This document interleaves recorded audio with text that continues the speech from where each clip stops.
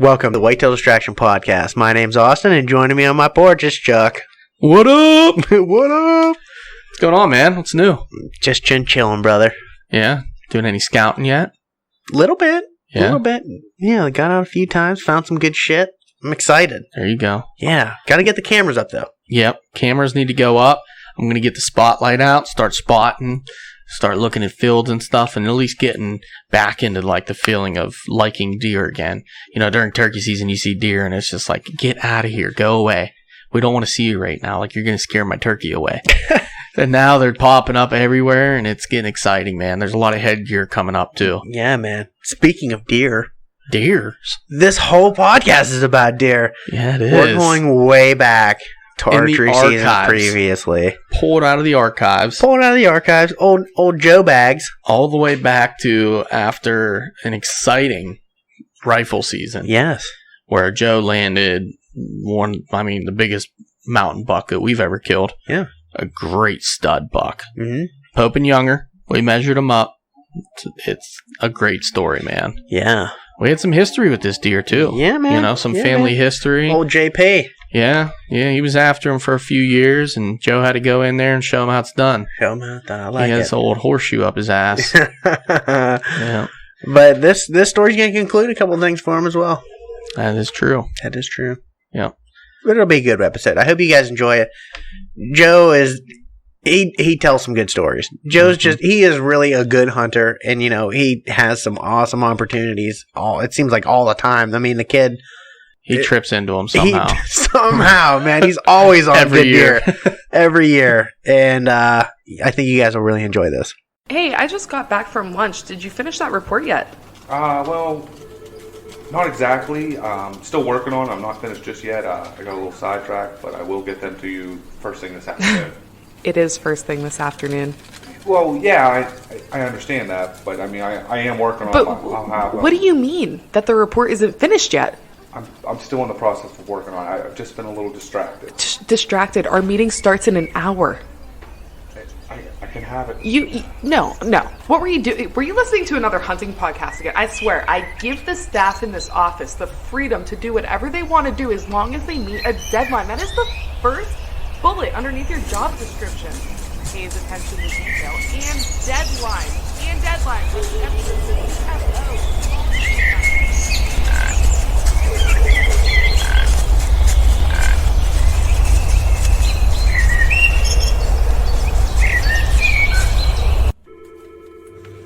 Dude, are you even listening to me right now?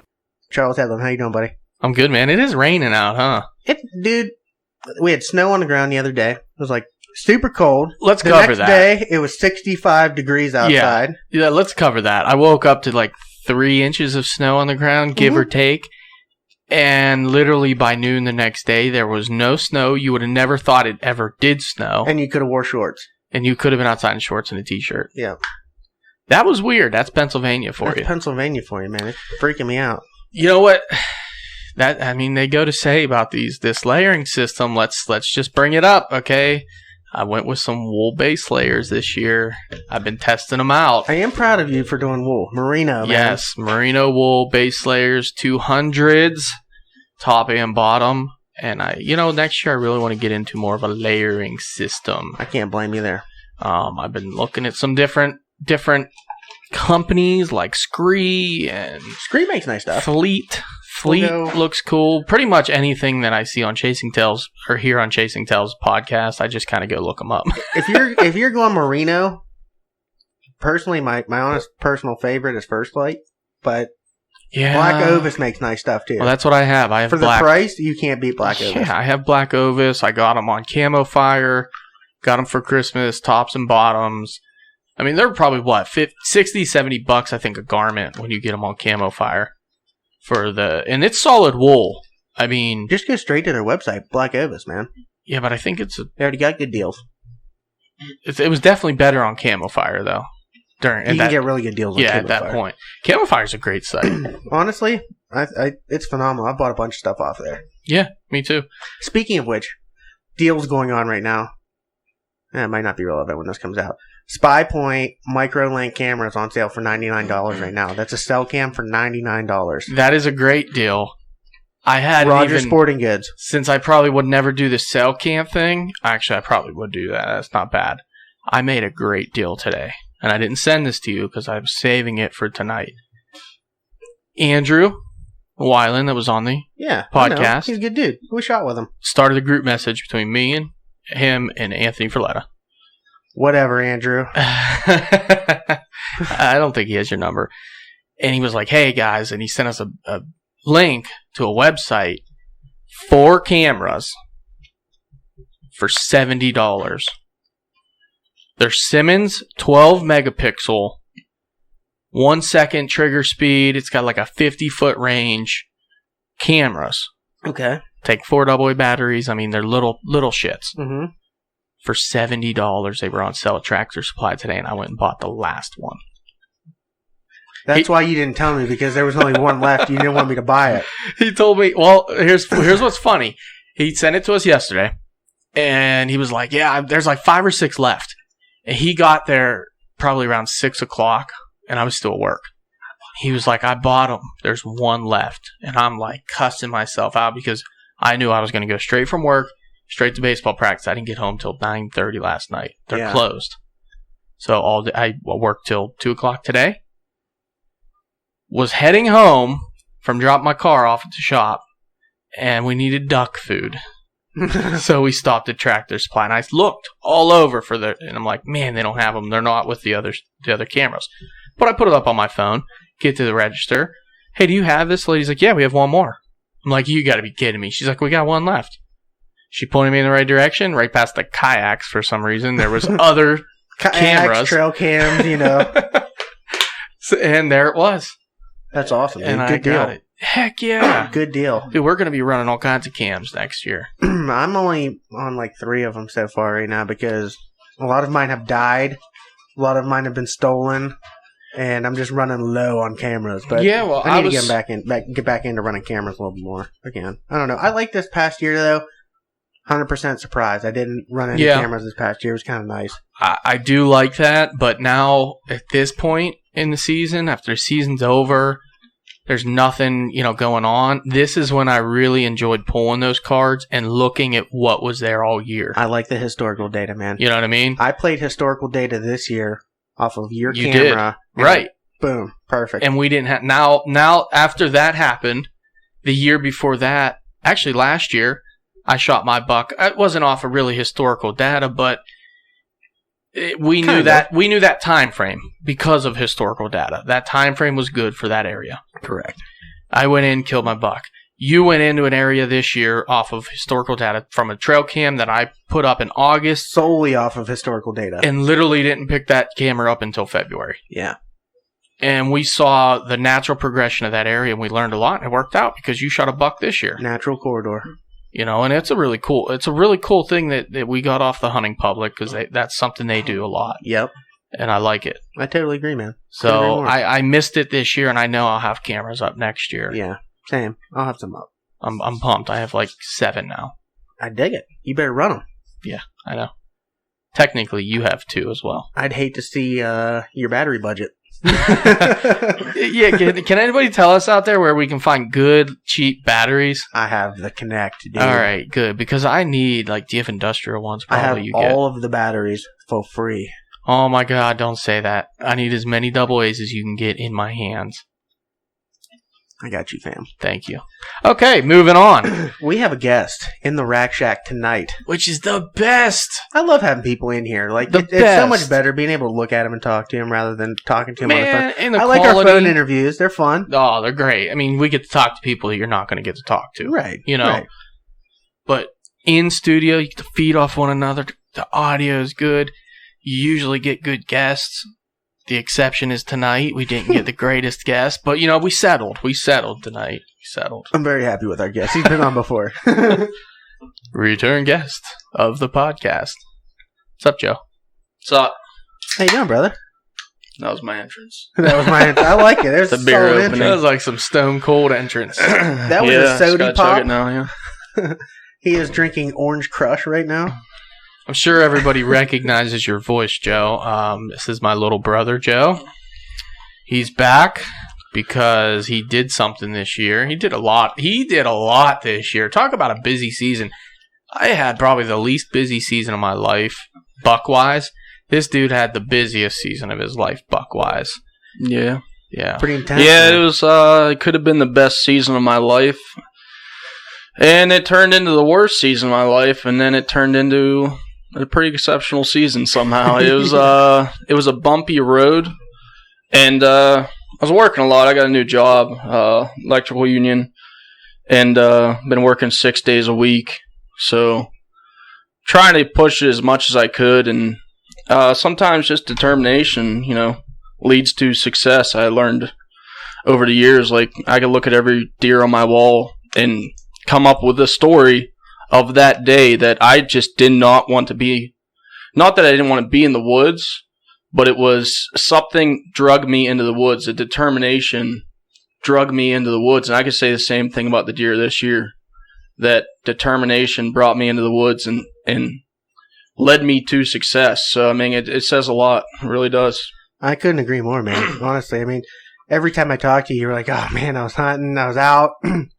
You had a couple bumpy, little rough spots like you were talking about, and I was rooting for you the whole time, man. And when you finally sent me a picture, I was like, oh, my God, you're a freaking beast, dude. Yeah, I mean, first day of the season, I went to a spot that I got my 2017 buck out of.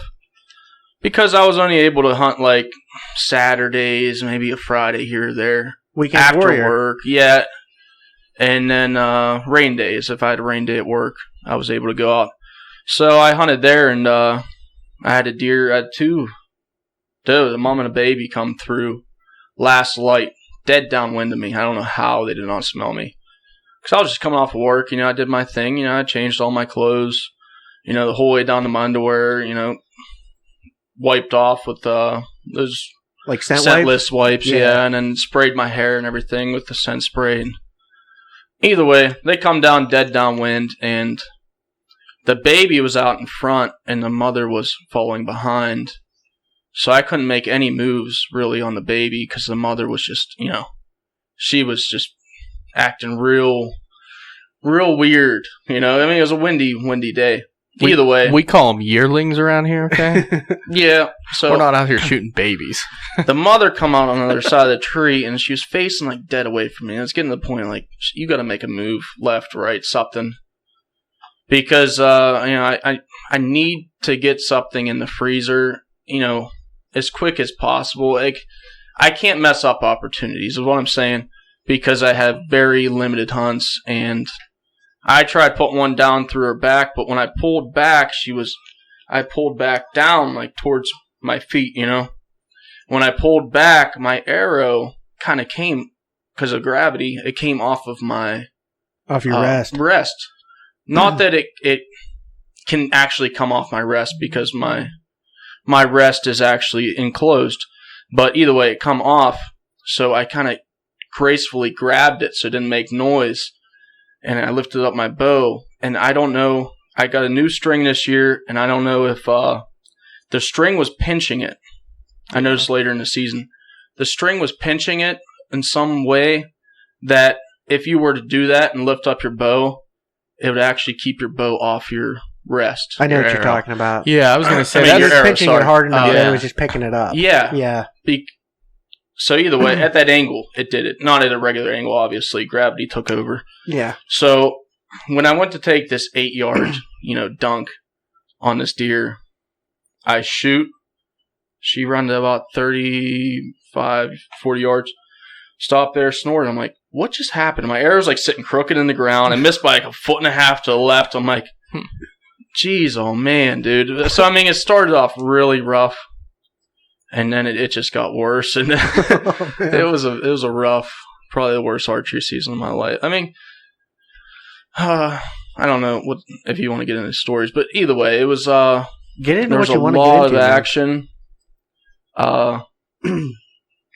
Yeah, I had somehow, like, normally people don't see a wall hanger for, Pope and Young Buck for years. You don't have an opportunity. I had 2 opportunities in a week in archery season, and I'll get to it later, but it just, it was was a bumpy road. That's rough, man. So you were getting out on weekends, rainy days. I mean, I don't think we had too many real rainy days or anything like that. So it was mainly just weekends, wasn't it? Yeah, I did have a couple rainy days, but the thing is, you go out on a rain day, you're going out in the rain. But a couple of them were really nice. Rain in the morning, work was canceled. Go out and it'd be beautiful in the evening. But there's nothing wrong with that. Honestly, yeah. I kind of like rainy days a little bit. It sucks for blood trailing, but yeah, I've had some good action on rainy days. Yeah. Yeah, another thing, I could only go to really one spot coming from work. There's some spots that I didn't even hunt once this year. Limited on time. Well, yeah. I can't leave work, go out and drive an hour. I'd rather drive 15 minutes, get to this spot. So I was kind of over hunting one spot, and Charles kind of knocked me out of it, and he said, "You're over hunting that all spot. over his shit, man. You're over hunting that spot. You're over hunting that spot." And I'm just like, man, I need to go to the spot that is going to give me the best possible chance of scoring. And I'm seeing deer at this spot. It's not like I'm spooking them as of right now, but they're just not coming into range. I just need to figure it out. And throughout the year, I had this real nice 10-point Pope and Young, easy. Beautiful deer. He wasn't super tall, but his main beams came out in front of him pretty good. Yeah. So they're pretty long. I saw pictures of that deer. It was long nice. main beams, man. Yeah, he was beautiful deer. What kind of pulled him away from other deer that I noticed was his 1G2 was shorter, like real short for a G2. So I named him Jimmy, like Big Jimmy. That's what I named him. Where'd you get that from? I never the movie Ringer. Hey, I'm Jimmy, and I like apples. Jimmy likes apples. Because he was on an apple tree, and every time I got a picture of him, for the most part, he had apple in his mouth. So I thought it'd be hilarious to name him Big Jimmy. Likes hilarious. Apples. So either way, I was fighting to find Jimmy, and oh man, he had a lot of daylight pictures before the season hit, and he kind of went nocturnal. It was kind of like last light. Every once in a while, you'd hit up the spot. I'm just thinking, I just need that right night, to either drag him out a little bit earlier. Yep. Or do something. So I was playing out in my head, listening to podcasts and stuff, like hearing some people's success on that, like. I forget the guy you had on. He had that happen to him where he had this deer coming out like very last light, and then it came out earlier because it either was a storm or something probably pulled a him cold out. Front or something, yeah. Exactly. Yeah, I think it was a cold front, yeah. So I was kind of working off of that, and I was trying to hunt that spot on moments like that. And either way, you're going to hunt the days you're able to hunt. It's Absolutely. not like I'm going to wait. I don't have very limited days. So either way, I kind of worked my way around that, and I'd do some scouting. I set up another camera, which was really bad, nothing on it. I switched my main camera to a different area where I thought he was bedding. Charles told me, go back to where you feel like the deer is coming from and kind of retrace his trail. Try to get in a little closer, because if he's coming late, then catch him, earlier, 30 minutes beforehand, Yeah. which could be 100 yards. A slow That's deer solid are advice, sometimes. Yeah. I agree with that totally. Yeah, and I mean, he was getting them on camera kind of coming from the same direction most part, coming from one way for the most part every time. So it's like, all right, take it back, look for his tracks, because these tracks were going to stand out. They're going to be big, yeah. Big body deer. Take it back and then go and try to get 100, 150 yards closer just to start, and see if that helps. I started following it back, and it was pretty clear what trail he was taking. There was just this crazy rub line going back. So I followed back, and it actually went right behind my dad's one stand that's not too far away from mine, and it just got super thick, and it went into like this tunnel of thickness. I feel like I know. I'm like, all right, I don't know if he's in there somewhere. I kind of backed out, put my camera up there. Never really had much. I had some serious camera issues this year. Like a leaf would move at night, or I would get a picture of a deer at night, and then after that picture of that deer, it would take pictures every minute for the next 3 hours. Jeez. It's like something initiated it. Then once it was initiated, it would take pictures of nothing. Burst. That sounds like It was not crazy. this year, but last year. Oh, My man. cameras, dude, it seemed like everything was happening against me. Like I hung my camera in like July, and a freaking limb fell in front of it from Yeah. a storm, and I didn't check it for like 2 months. I was like, I'm just gonna let it soak. Well, in that 2 months, every time the wind blew, that limb was shaking in front of it, and I got to my camera, I was like, what the hell? I had like 3,000 pictures on the card, dude. With all Every this time limb. I checked my camera, I had 5,000 pictures. It was It was crazy. ridiculous. That's insane. Yeah. That's kind of like Sam's camera this year. Me and him went out and we set up some of his cameras, and he's got the best cameras in the world. But we set this one up, and he has little brackets for it, and it's right on this perfect corner. It's like a travel corridor. So if you want inventory, that's where you need to be. Sure enough, a squirrel come by and knocked the thing, looked straight down at the ground. Well, we're going through the picture. We see the squirrel, and we see the camera, and then we see leaves, and we're like, damn it. We keep going through pictures. It's like deer, deer, deer. We're catching deer walking underneath the camera. Like, how crazy is that? And it's on a thick edge, but they're literally coming in and out right underneath the camera, and we caught like 15, 20 deer pics.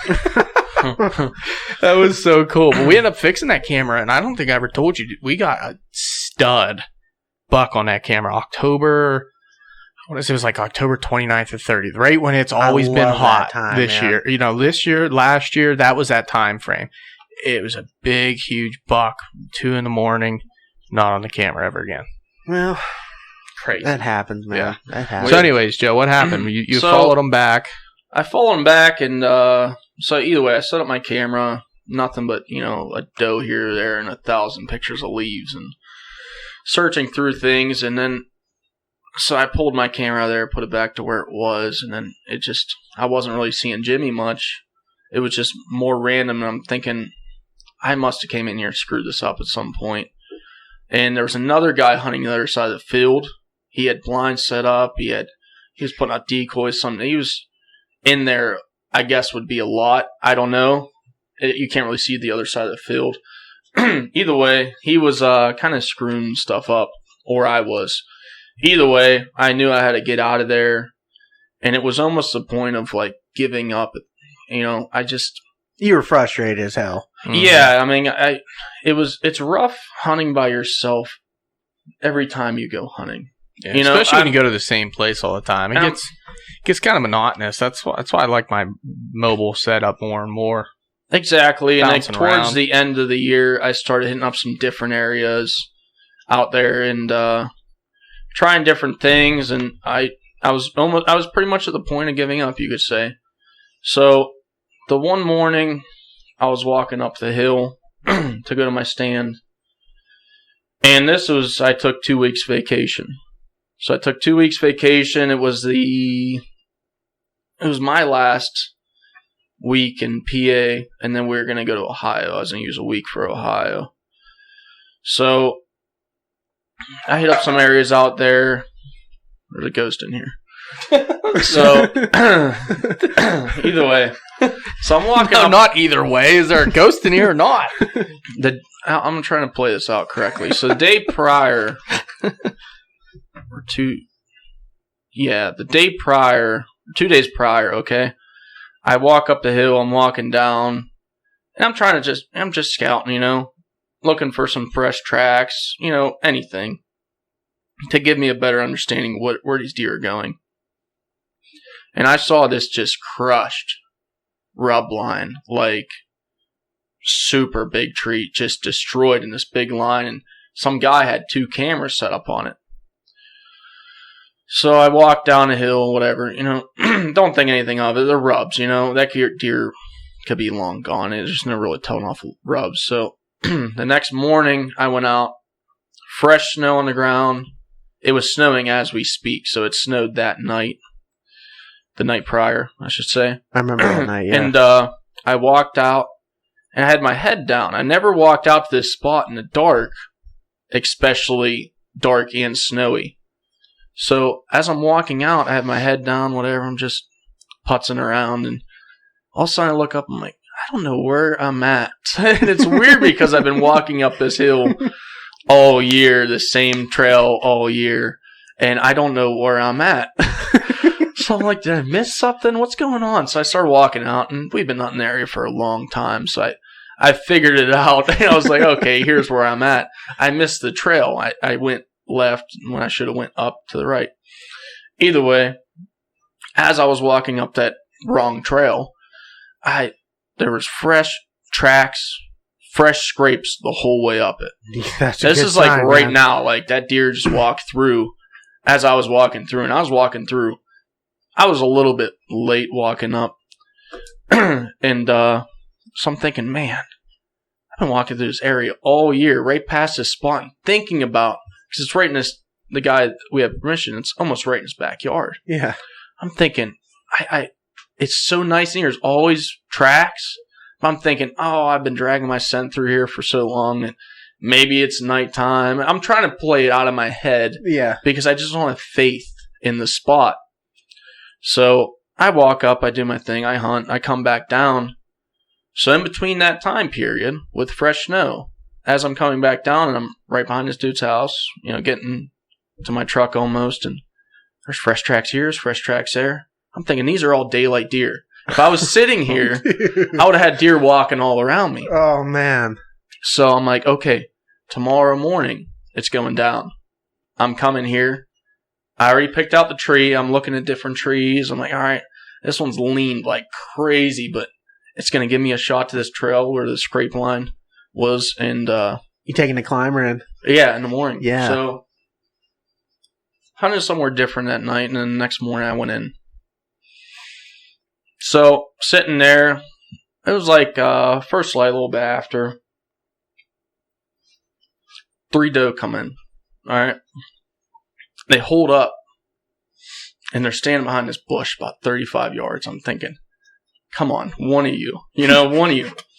I'm 25 feet up in this tree, so everything looks small. Oh, yeah. I thought they were all 3 babies. I had no clue. Not babies, but, smaller deer, not mammoths of does. Yeah. So I'm like, just one of you pop out. It's the last week I could hunt in PA, just one of you. And the one's acting like real ballsy. It's like, what's wrong, guys? Like, what's your deal? We could go out there. What's going on? Takes a couple steps and she keeps looking back at them like they're crazy. I'm thinking it's one of the younger ones, and then the mother's probably standing there like, what are you doing? Yeah. Get back here. Yeah. So finally, she starts nosing her way out, like acting like Joe Cool, Takes a few steps out from behind this bush, and I whack her 25 yards. She went 70 yards tops.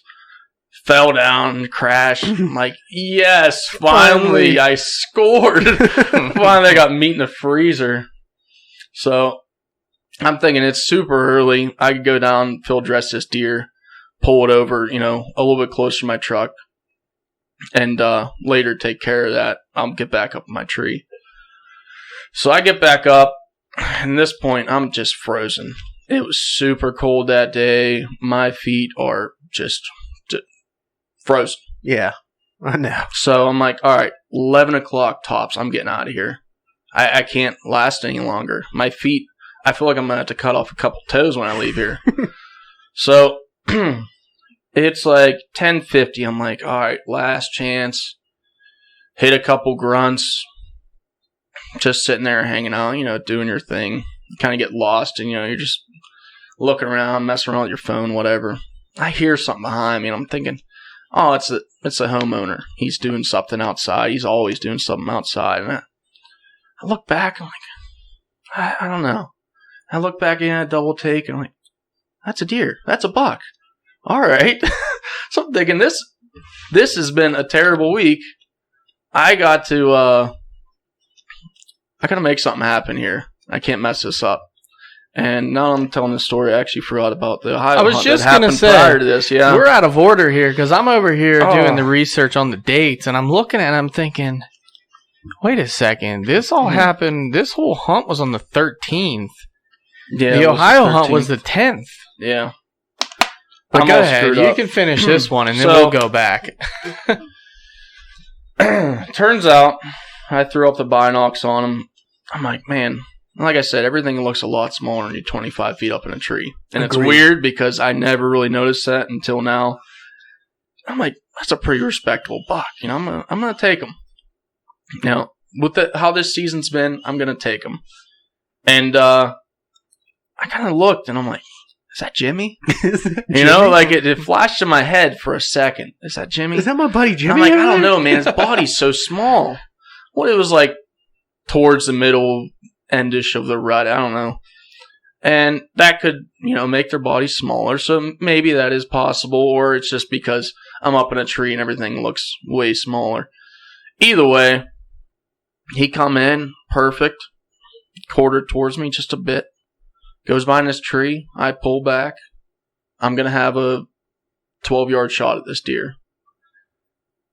As soon as his body crossed the other side of that tree, he went directly underneath me. Oh, no. He didn't even give me a chance to stop him. Just went directly underneath me.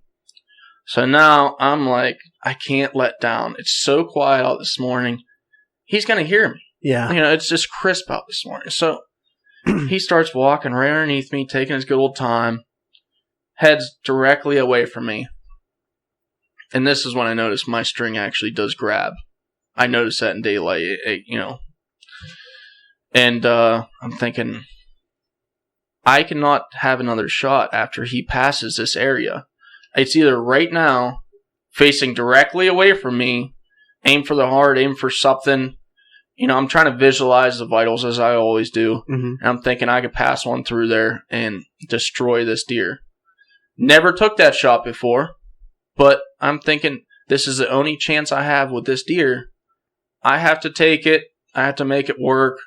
And I try to make something happen like I've done in the past, and it usually is very successful. So I have this little gap I'm aiming through, and once he gets past this, like I was trying to say, was there's all trees, all limbs. So if he turned right, if he turned left, I'd have nothing. So he's about 12 yards away. I pop one down into him. He runs off to about 60 yards-ish. Looks back at me with the most arrogant look on his face I've ever seen on a deer. Just like, really, dude? Like, I'm telling you, he was smirking at like just the most ignorant shit I've ever seen in my life. Yeah. And I'm just like, go down, go down, go down. And you just see the blood dripping off of his back, just puddles coming off his back. And I'm thinking he's going to go down any time now, because he's just so slow walking now. Like he's messed up, or he doesn't know he's hit. I'm like, I've never seen a deer take one, like a good shot, not a gut shot, and just act like nothing happened. And he walks off. And then he's gone. And I'm like, what is going on right now? So I text everybody. We give it about 3 hours. And we go out and we start the track. I had my brother John, Ferletta, and my dad. So we track it on. He bedded almost immediately after that. And we didn't kick him out of the bed. We didn't kick him out of any bed, to my knowledge, because every time we passed a bed, I checked the blood, and everything was frozen. Either it was frozen to sticks. Nothing was fresh. So we keep going. He goes past somebody's camera. So I'm like, all right, whatever. Sucks to be that guy. And he goes right past that rub line, that rub and scrape line all met up that I was telling you about before.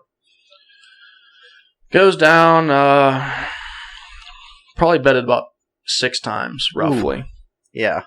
So we tracked him probably about 2 miles or so. End up walking past a hunter at one point. I was hunting the other side of that field because he did a humongous circle.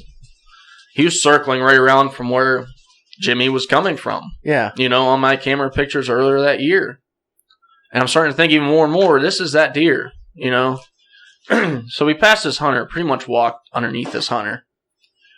And that's another reason I know we didn't kick up the deer, Walked through, and we get to a certain point where we're like, I have to go to school for the union, and I got to back out like right now.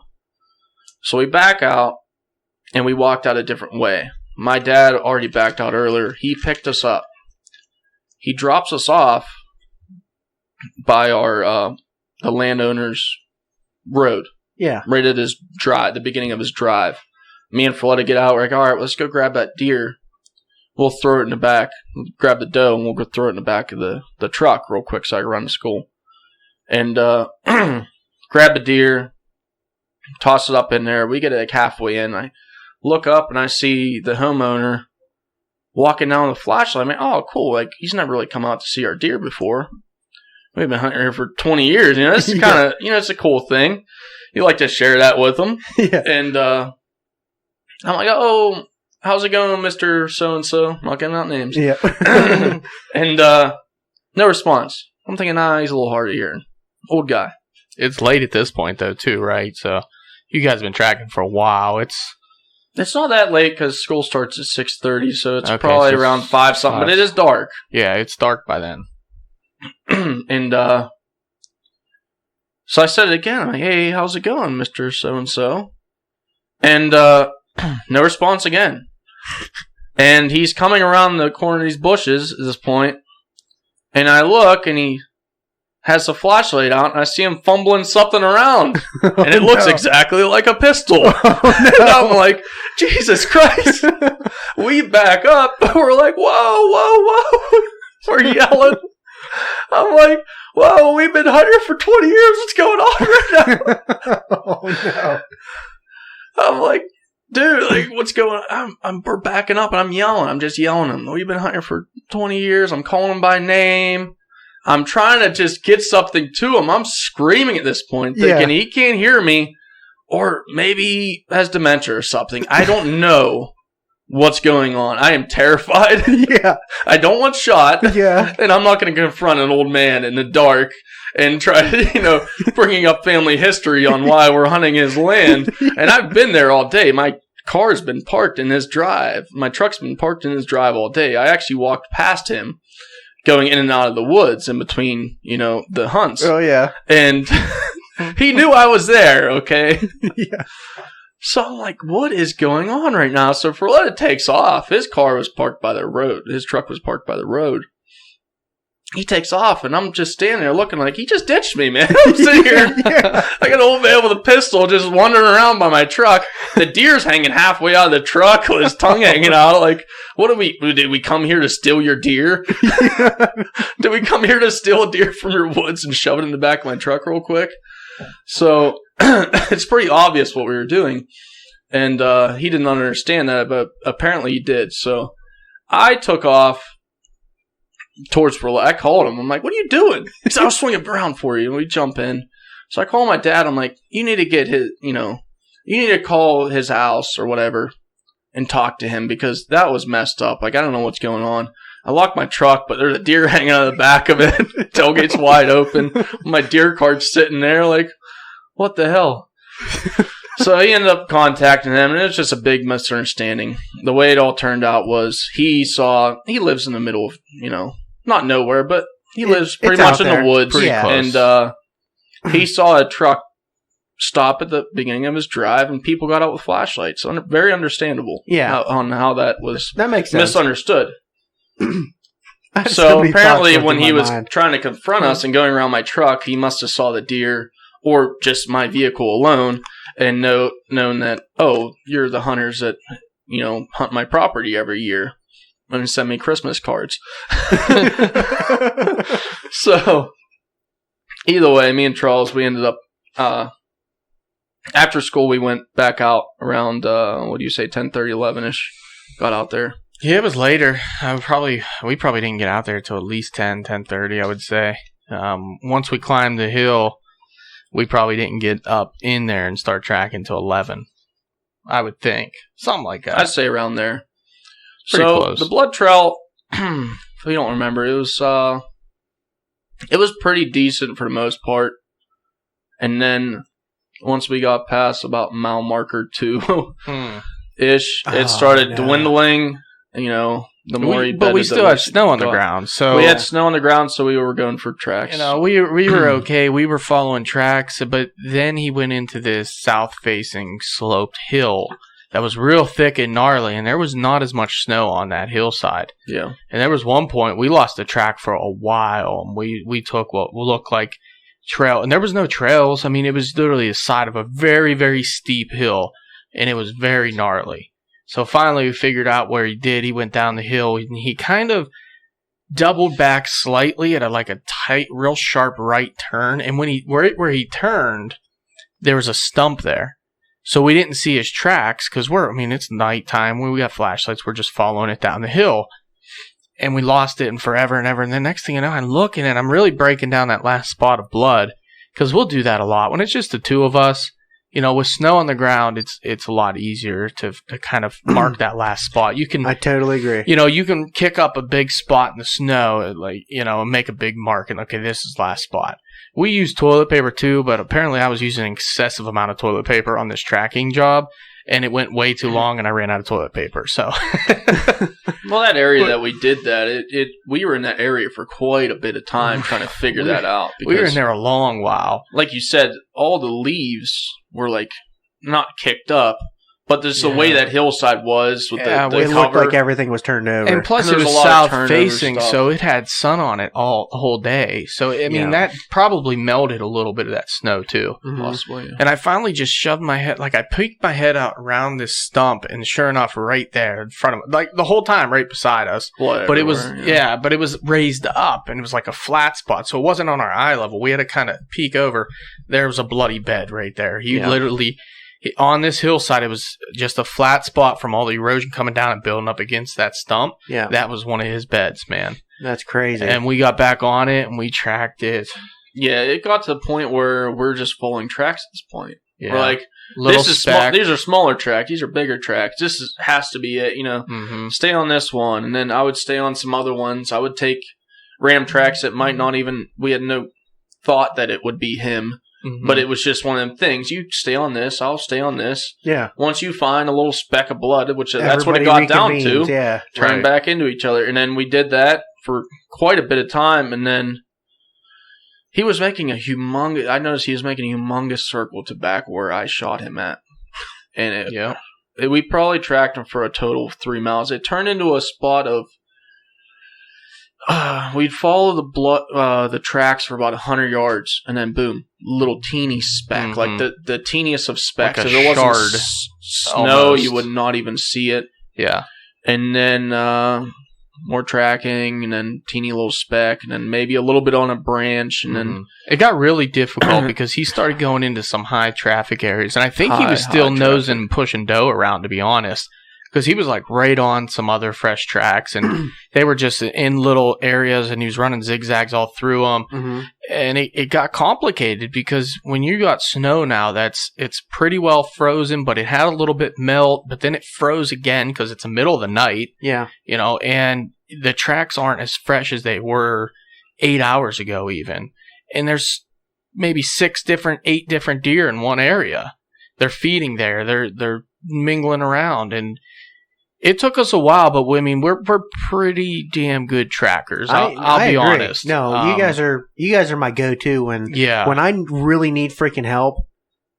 I go to you guys, and you guys somehow find blood. I don't We've been doing it for it a long time. We both see blood super well, but we both have a natural instinct for tracking deer. Yeah, you almost get in the deer's head at times, but this was just an explosion of tracks. Yeah. I want to take this back a second, population. though. You think you made a great shot on this deer. Where do you think you actually hit it? What did the blood look like initially? Was it bubbly? Was it like lung blood? Was it muscly blood? Really, maybe did we see a little bit of bubbles, and then I brought that up? I wasn't there for the initial track. This was months ago, so it's hard to really recap. And I was just looking at the pictures again that he sent. When he first hit the deer, man, he was pouring blood out. Yeah, immediately. Pouring blood out. As soon as he stopped. Yeah. And I was looking at the picture. It looks dark. It almost looks really dark in the picture, but you never know in a picture. Pictures are hard. I wasn't there. Plus, you combine that with it's in snow. It's not on the ground, so that snow changes that a little bit too. Definitely. But it looked dark like liver blood to me. In the snow. But with the angle, with the tight shot, and that's kind of, there was a little bit of a disagreement on when he should start tracking. I thought he should have waited longer. Just based on the angle and what he was telling me, I was thinking the best case scenario, he got one lung and liver because he's shooting almost straight down on the deer from a really high elevated position. I'm looking at this picture right now. It is a little bit darker blood. It's hard to tell in the picture, but when you see that there's much, a lot of blood. Immediately, I would have been like, that deer's dead. And I said that. I said, I'd give him more time, but I think you got him, bud. I think he's done. He was still spraying, walking. This is directly after I shot. And that's a high hit. It takes a while for the body to fill up a with lot blood. of blood. That is a lot of blood. We don't even know if walking. I don't even think he got an exit.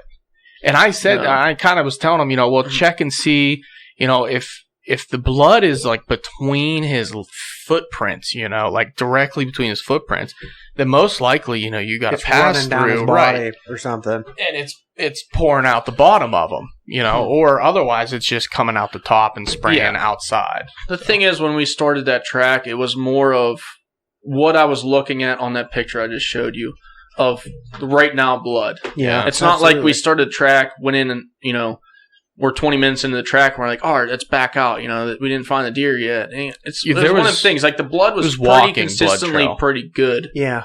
You didn't really have to look here or look there. And if you did, it's because it was falling down into the snow. Right. And you have fresh snow. That was our argument. You have fresh snow. Blood's warm. We gave it 3 hours to sit. It's not like you're going to find it, 20 minutes later after those 3 hours. Sometimes you got to track a deer for, quite a bit of time. Yeah. Either way, I was short on time. Like I said, I had school that night and everything, and I was pushing myself. We had fresh snow. Let's just do it. So, either way, we're going through an explosion of tracks. Just like, we don't even know where to go at this point. It's getting late. It's like 2 a.m. at this point. Yeah, we're just Roughly guessing 2 on big tracks, and And- we're making out. I mean, we're doing What are you well. gonna do? We're cutting tracks right. We're like, all right, this is a big track. This got to be him. Like, this looks like a Jimmy track. And we'd follow it, and sure enough, I mean, it might be 50 yards down. There'd be a little speck of blood. Yep, this is the right one over here. And we'd jump back on, and he was kind of running with, like, I don't know if it was 2 or 3 little ones for a while there. There was 2 or 3 other sets of tracks, like right in it, zigzagging around them, his, and they're, them, they just doodle through the woods, and he's more on a purpose, And so I don't want to ruin it. You can go. After those tracks just went to hell and back, we just figured he's doing a straight line. Let's just stay on the straight line that he is taking, which is a pretty main trail going through. It turned into pretty much like a 4-wheeler trail. Yeah. Which I think that's what it is. And all of a sudden, after that explosion of tracks, it turned into an explosion of turkey. Yeah. There was so much, I would say like 100 by 100 yard of just torn up. No more snow, just kicked up leaves and turkey tracks. Place. Like, it wasn't even like they demolished they this didn't area. hit a little I've never pocket, seen anything like it in my life. little pocket. They literally went down this entire 4-wheeler trail and didn't leave an inch of it uncovered. They hit it for 100 to 150 yards straight the whole way down. And it was the same trail Jimmy was on. What do you do at that point? Honestly, what do you do? We tried walking it out, just following that 4-wheeler trail until the turkeys ended. And once we got on the other side of that, no more tracks. That's incredible. So we backtracked. We tried figuring out the explosion of trails. And at that point, it's like you're going over everything 7 times because you're disoriented. Well, first of all, you're tired. It's dark. Yeah. I mean, that's and it wasn't like there was any definitive, this is definitely the way a deer would go if he comes off this trail. Because it came up to almost like a plateaued area where it was pretty flat. Yeah. And he could have went anywhere. I mean, there was a big pine thicket that went up a pretty steep hill to our right that I thought was a good possibility. And I mean, I took those tracks out. I don't even know how far, and did not find a spot, an ounce, a speck of blood. We literally went up on both sides of the turkey tracks. Now, mind you, at points, there were 50 yards wide, too, at spots. And we just worked the edge, and we worked up and down that for another hour, I'll bet you, and we never caught where he come off that spot. Yeah, I mean that's the thing. If you have inconsistent blood like that, where you have to follow a set of tracks for 50 to 100 yards before you can find a speck. And we're not even super confident those were his tracks that went down into that trail, because I get that. We lost blood so far back behind that spot. We were just following the biggest tracks. We had a stick. He ran into a stick. Right it was that. pretty. I mean, either way, we were confident, but you start doubting yourself, because it's like, wait, maybe he turned off before this point. Maybe he didn't get into the turkey. Maybe he went this way. Maybe he went that way, and we started. Maybe he doubled back. It just... Yeah. I mean, I'm not going to drag his story on forever, but there's something to learn from it. Absolutely. Shot placement, everything else. So, long story short, which is already a long story, but I'll shorten it. We looked around that area for quite a bit, and it was about 2:30 in the morning at this point. So we're like, let's back out. What are you going to do at this point? We back out, go home. I slept in because I was whooped. Those hills, because it's all hills. That's all it is. Those hills will whoop your ass. I agree. And that's what they did to me. And I woke up late, and I'm just like, I got to go back out there, man. I got to go back out and give it some time and just body search at this point, because the snow is melting. There's nothing you could really go off of other than body searching, because even if there is a little speck of blood, that's all run off with the snow. So I was out for about 5-6 hours, brought my bow with me and everything, and I figured I'd give it till dark, and then dark I'd walk around in some bedding areas. And he still had the nocturnal sticking out of his back, hopefully. Yeah. We didn't find it anywhere, so I was hoping maybe, luckily, I could go into a thick bedding area and just see this blue light. I kept imagining this blue light in my eyes, man, if I could see this blue light and this deer, it'd be amazing. It was funny at one point, because we're on this steep hillside, and there's a little town down below, and there was a back porch light or something that was kind of blue tint, and I saw it from a long distance away, and I'm like, Joe, that's him. I think I see it. And I'm fighting my way down towards it, because it's we're on the side of a pretty cliffy type area, and I'm working up and around stuff and all over, and then I would lose it behind some topography, and I'd keep going, and I'd get on trail, and I'm like, yeah, there's a bunch of tracks down here. It's definitely it. And I get over, and I come over this hill, and it's like a back porch light. I'm like, oh, shit. Because you see it, we were in thick stuff. I thought you were going to say, I got up on the top of a ridge, and it was 2 miles away. No, it was just, I was catching a little bit of that porch light through the trees and thicket. That's a bummer. Honestly, though, all in all, you did your due diligence. Yeah. You had guys out there you were tracking. You went until wee hours of the morning. You went out the next day for hours and hours on end. Well, I tried calling dogs. What else I called are you 2 gonna do? people with dogs. No one came out. They wouldn't take it. They wouldn't take it. I kind of screwed myself. I thought I hit the deer behind the shoulder blades, almost, maybe just lung, and down into it. So they thought it was a one lung. The deer's gonna live, we for tracked however it for long, 2 blah blah miles. blah. And I told them the length, and they're like, "We have to start at the beginning. We're not bringing our dogs on a 3-mile track." And either way, neither those people came out, and they just turned into, I know the deer's dead. I don't know what else to do. So the second night that I went and looked for it, I passed that guy's camera, and I wrote him this sympathy, sob story on me hitting this deer that I've been chasing all year. Can you send me the picture? Yeah.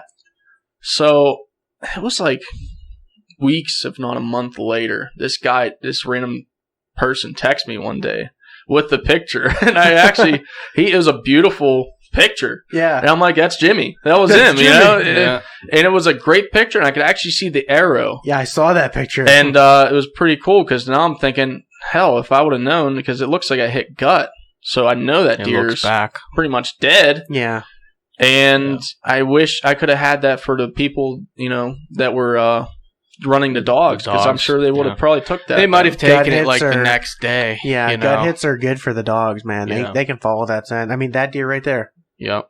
If we hadn't have got the dogs and gave them the gut hit, they probably wouldn't have taken it either. You try your best, and that's all you could really do. And we've been planning on going back out and just looking for them. Let's do it soon. Because I'm I sure did he's- go out in turkey season and just kind of him-hawed around the same similar area, but I didn't get into it. It's at all. almost shed season and scouting season. Let's go Yeah. out and It's time. bebop around. we gotta Everything's go. down. We gotta and go look. Yeah, I would love to find them. it'd be awesome. Just, it's a buck that I've been hunting all year, and it's it would mean a lot knowing that Yeah. I actually got something out of it. It's not Finish like the story on Big Jimmy, close the book on Big Jimmy. It's a cool story though, man, and it's Yeah. a learning experience, like you said. I bet you don't take that shot again. Yeah, I mean, that's a tough shot. It's a tough shot. It's It a really I tough take a shot little to pass differently. too, though. I Boy, agree. is it a tough Charles shot to pass. took that shot this I year. did. I crushed successfully. the doe right through the heart. She Yeah. ran 10 steps. And I mean, but the difference was I was in a ladder stand at 15 feet. Yeah, Yeah. that's He was different. 25 feet up. But it's just a hard That angle, steep man. angle's tough, man. I even So shot my hard. deer at a pretty steep angle this year. We Look found him how far it 400 went. yards, Yeah. but still, I mean, it's tough. It really it is tough. sucks. It sucks, man. And the reason I've been trying to get this out for a while because he left a pretty huge timeline out of this story. I mean, we went let's all go in. to the other stuff. Yeah. Well, yeah, because we went all in on this deer really because I mean we said 3 days before this hunt, Joe and I decided before our annual hunt, we did it last year. We're going to do it this year. We're going to go down and just literally a day hunt. We're going to go down on Sunday. We're going to scout. We're going to put stands up. We're going to get ready for the following week for our rut hunt, our rutcation, as they say. you went down on a Sunday, didn't you? We went down on a Sunday. We Yep. can't hunt in Pennsylvania, so why not? Let's go to Ohio. We have our tags. We went down, and I'll start this so it's quicker, Joe. But we got down in a hurry, it's a blast, man. It's so much fun to head down there early, and it's a great area. But we got in. First spot we stopped. It's the octopus tree. Joe shot his big 8-point out of that tree. Nice buck. It's a great spot, and a lot of people, including our dad, doesn't know why. He claims it's pretty random, but dude, Yeah. he locked into a really good spot. I'm not gonna lie. Like, he saw a deer there though, and he made the move, and he moved into that area a couple years back. It's in the middle of a giant oxbow in this deep, big creek. Yeah, man. Dude, but it's like 100-yard wide, probably oxbow. See, it doesn't feel like an oxbow, but it is. And he's perfectly right can you in explain line. an oxbow for some people that might not know Yeah, what so that is? so Yeah, an good oxbow call, is Joe. good. Yeah, definitely. An oxbow is basically a bend in a river where the river comes in, it bends out, and it creates almost a peninsula type where there's water on 3 sides. It's convex, not concave. Correct. Which basically means it bends inward, and you're on the part I don't know how to explain that, but Basically, a big bend of a river where it looks like a hump. yeah, it If looks you're like looking a at hump. it from a topographical map. Typically, deer like to bed on oxbows. They feel safe. They have escape routes on multiple sides, and They can bed and they'll sit back in that in that back part right up against the water, and they have water to 3 sides. They're safe. They can see everything, and they can escape out the backside. if you want more of an explanation on an oxbow, go back to our Zach Fehrenbaugh episode. He will Good explain call. it perfectly. Good call. So he's right at the foot. Like, if you could cut that oxbow out and make that crick straight as an arrow, it would basically, his stand would be in the water. I like that. So those deer run that edge. They'll run that edge, and they'll just keep going that edge, and they'll sniff the oxbow whenever they're coming through the bucks, because it's a dense creek bottom, Yeah. and it's a really nice area, and he gets so much travel there. So we're like, we're going to put your stand up there like, we've done in the past. We're going to go put it in. Well, me at this point now, the weather's perfect. It's that time of year. We kicked up some deer We walking kicked in. deer walking in, like, doe, we're bedding right there. And I'm like, dude, we got to go. I'm getting anxious. I'm getting antsy. We're in Ohio. Yeah. It's that time of year. And It's like 11 o'clock. Yeah, and we're it's kicking up midday. deer. And Another thing Lane- you forgot to say about What? that was that hillside Yeah. is there's sun on it in the beginning of the day, so the deer are always There's a huge feeding up on it. south-facing slope. You're right. Good the call. hillside. Yeah. Big south-facing slope, and it comes down, and it shelves, and there's a big oak shelf there. So doe are literally on that oak shelf all day long, every day. I mean, those Yeah. doe run that shelf all day long. and he's basically at the bottom in the creek bottom, and it's such a perfect spot, man, such a perfect spot. And we get in there, and of course he hasn't touched his stand all year long. It's been out in the weather. It's a little rusted. Sure as shit, the damn crossbar's rusted shut. No. Because we use those. We use the, what are they called? The wing nut? Wing nut, thank you. We use the wing nuts, and that's how we, disassemble and assemble our ladder stands. You gotta use a shear pin next time, kid, or a cotter pin. Make it easier on yourself. Yeah. I mean, for the cross frame, you would do that? Because I like to tighten them. It's easier to get out. You definitely, I guess you could have. The reason I don't do that is for noise factor. But yeah, a pin with a cotter pin would work good. Yeah. But those other things that give you those clips, they're too loud. No, those aren't. Yeah, no. We replace all that stuff. So I'm like, Joe, you gotta hurry. Like, dude, get back to your truck. You have tools in your truck. Just go. We're fighting with it. We're trying to use everything we have with us to get this thing loose. As we're doing all this, there's a deer literally on that side of that hill just feeding, not even paying attention to us. That damn rich. We only had one tag, so we're hunting for bucks. I don't care. Yeah. And I start charging back to the truck. I'm like, we already kicked up deer. Deer just hanging out like 100 yards from us in plain sight, and it don't care. And I charge back to my truck. I get my stuff and my wrench, and I start just making my way back and as quick as possible. I'm like, I don't even care right now. I just got to get this done. I'm getting yelled at, and I'm about 40 yards from Charles. I poke my head up and I see 2 sets of antlers running off. I'm like, I'll pick up my binoculars. I'm like, oh, geez, that sucks.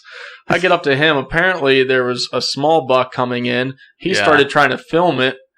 As he was trying to film it, a big buck walked into the picture, and they're about to fight 40 yards from him as he's sitting there with his bow sitting right next to him, like 3 feet away, like 40 yards from my stand. Yeah, it was a little bit of a windier day, and I was putting the stand together, and you're trying to be close. You're trying to be careful, quiet, but you're never quiet. It's a ladder stand, dude. It's clinking, I'm getting pissed. I'm dropping stuff. Now I'm down on one knee, my hood's up.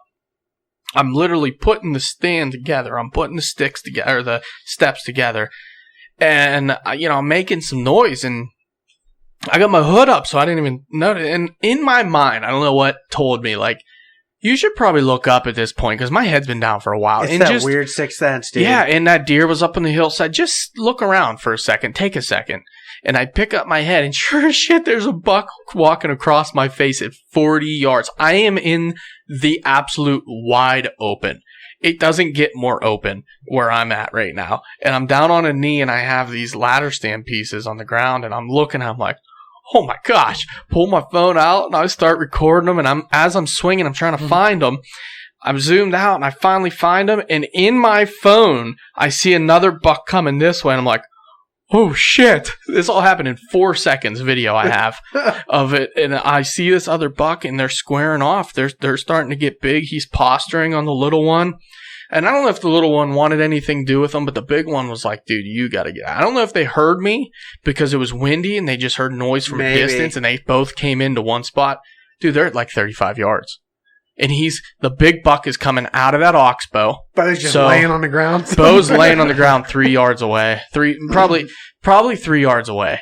And I'm like, and the ground is just all giant, crunchy oak leaves. Like it is loud. There's no way I'm getting to it. This is all happening like right now.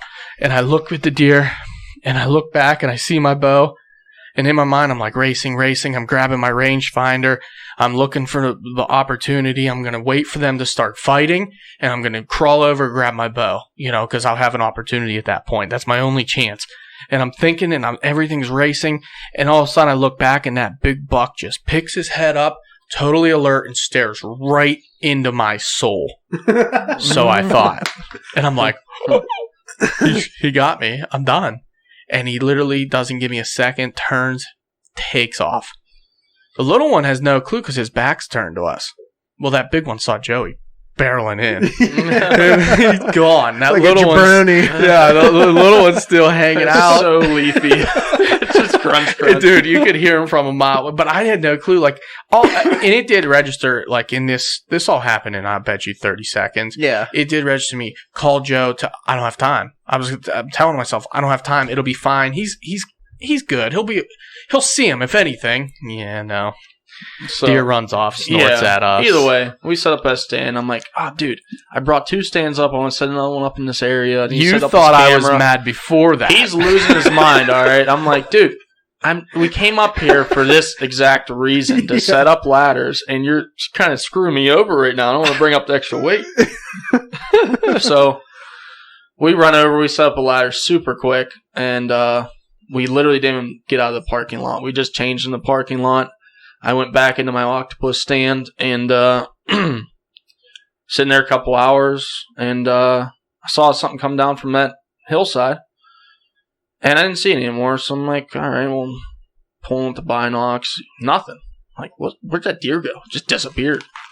So I just hanging out. A little bit later, not much later, I look up and I see a rack walking away from me. Oh no!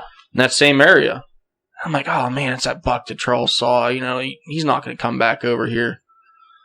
I don't know if it's a shooter or not. It looked like a decent rack buck. You know, you're in Ohio. You know, you got to have some kind of standards. Yeah, we haven't even started our vacation yet. And, you know? I'm thinking, okay, he's about to push into some thicket. I'll wait for him to push into that thicket before I hit this grunt. Because if he turns around, he won't be able to see me. He won't be able to see anything. He'll be in thicket. You know, that was my idea. So he walked a couple steps into the thicket, hit like maybe 3-4 grunts. Didn't really think anything of it. I'm like, there's no way I'm going to grunt this buck. And, you know, he's a mature buck. They're smart out here. I don't have a decoy or anything. It's my last chance. Hit those grunts. About 10 minutes later, I pick my head up. He's coming beeline right towards me. I'm like, wow. Dude, you got to throw the kitchen sink at him, man. And, whatever you got. And I'm looking at him. He's stopping, looking around, you know. And I'm like, I would absolutely love to have this deer. I think he's definitely Pope and Young. He's a mainframe 9. Not super tall, but respectably tall. Yeah. Same thing as Jimmy. His main beams came out real further, you know. Had a little sticker. So it made him a 10-point. Plus, at this point, you haven't shot your bow except for what, the first exactly. day? And for the year that I was having, I would love to have this deer. And honestly, he'd probably be on my wall if things would have turned out. So he's coming perfect, dude. Like right at me, cutting a little bit, quartering. And he gets behind this set of trees. I pull back. He starts popping out into the open, 28 yards. I figured it. I meep him. Keeps walking. I'm like, really? Yeah. So now he's behind some stuff. And he's going to poke out probably around 25 yards. I'm thinking, I'll meep louder and I'll give him a chance to take like 2 more steps because there are some limbs to the right. And as soon as he steps out from that tree, about 2 steps, I'll have him wide open. So his shoulder starts coming through the front of that tree. I go, meep.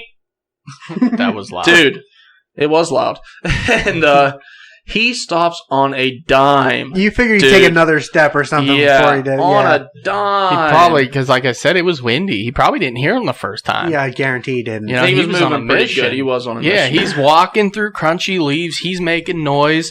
You know, it's windy. He probably didn't hear you. And then you startled the shit out of him with the second one. Whoa, the way I played it out in my head is... Who dat? Who dare? Who dare? Who dare? The way I played out in my head was there's a little bit of thicket behind me. Maybe he thought the deer was in that thicket behind me. Probably. And either way, he stops on a dime, and I could see from his stomach forward. Okay, so he is shootable at this point. The only bad part is there's these 2 little teeny twigs sticking off of that tree, covering up his vitals. Oh, come on. And at this point, I'm 15 foot up in a ladder. he sees me, and he really sees me. Like, he does that head nod, like, oh, you're a person. You're a person? Yeah, you're definitely a person. Yeah. And he did, like, this head dip where the deer figured you out. So I'm thinking, the limbs are probably like 12 yards. The deer's like 25. He's on alert. If I aim at the limbs, I probably won't hit the limbs. And I feel like I wasn't dialed in on my aiming. Like, Charles brought it up afterwards. I wasn't really dialed in on exactly where I was aiming. I was more aiming at an area of the deer, which, aim small, miss small, not aim at you were spot the shooting. chest. Exactly. Yeah. And I feel like those limbs made me do that. And it was very wishful thinking, but I took the shot figuring, I know what you were thinking. there's nothing else I could do here. I don't think I'll hit those two little teeny twigs. And if you do, what's it going to really do? And I blast off the shot. He runs about 60-some yards and stares back at me.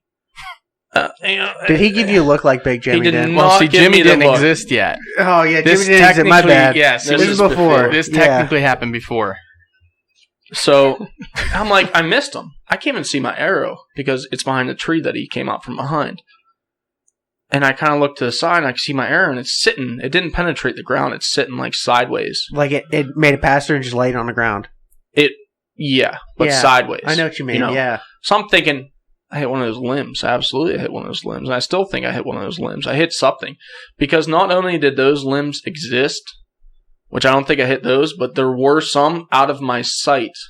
Like when you look down your peep, you can't really see anything them. in your peep. Yeah, Because they're- it's tough, man. That happened to me this year too, dude. I shot a freaking tree because they were in my So- peep and I couldn't Well, see not them. only that, you're focusing on limbs that are closer. Yeah. So your attention's automatically drawn to the closer limbs, and then you're looking at him. Yeah. And you're trying to play with your focus. I was all screwed up. It gets and, messy. I get it, man. I get it. Either way, I'm like, all right, I missed him. I'm really upset right now. You know what? I got to get down and check my arrow, obviously, as every hunter should. And he was kind of going towards Charles. As I said, Charles, there's a nice buck coming towards you. I'm pretty sure I absolutely missed him. So I get down. I'm looking at my arrow, and I'm all butthurt. I'm just looking at it. I'm like, what is? There's a little bit of like white on it, like not grease, like gut. It's more like Okay. a fat, like the fat on Fatty. on any part of the deer. It's just the fat. And then on the very back end, big white hunks of fat that you pull off them. Yeah. Like a brisket. yeah, like a brisket around the That's what I'd say. brisket. Yeah. Just that And, big old fat ball up there. There's some Giant hair hunks. there, and then there was a little bit of blood on the tail end of on the fletchings. So probably some muscle. So I'm thinking, all right, I'll give it like an hour. I'll get down before last light.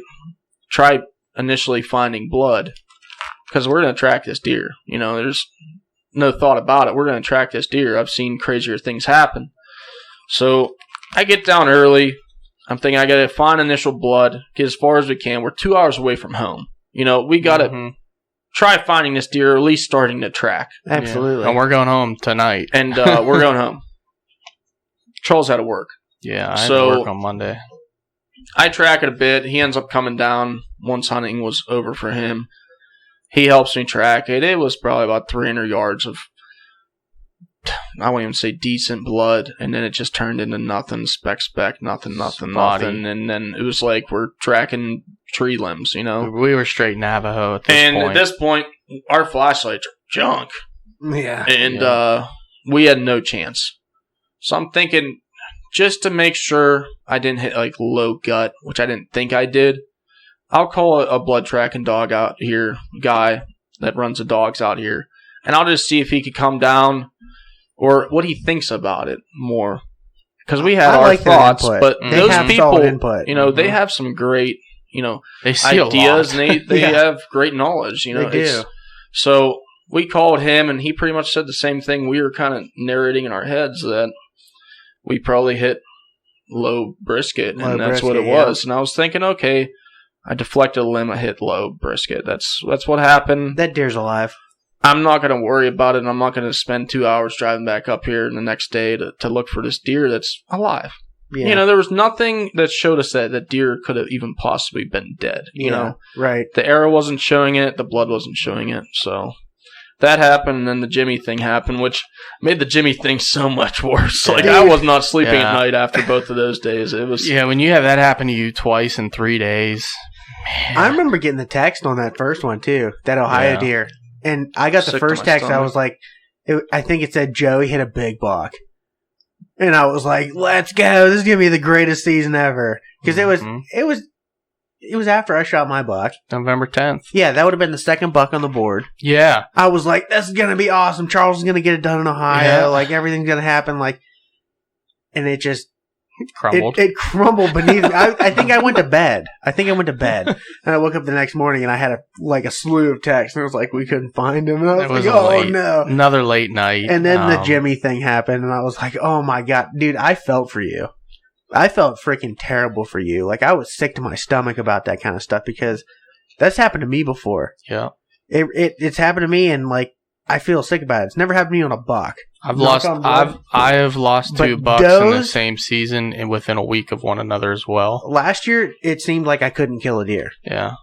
I Right. shot deer last year, and it was like every deer I shot got away somehow. Yeah, last year was a weird year It was for a you. bad year for me last year, and I feel you on this. And hopefully this year is going to be even better.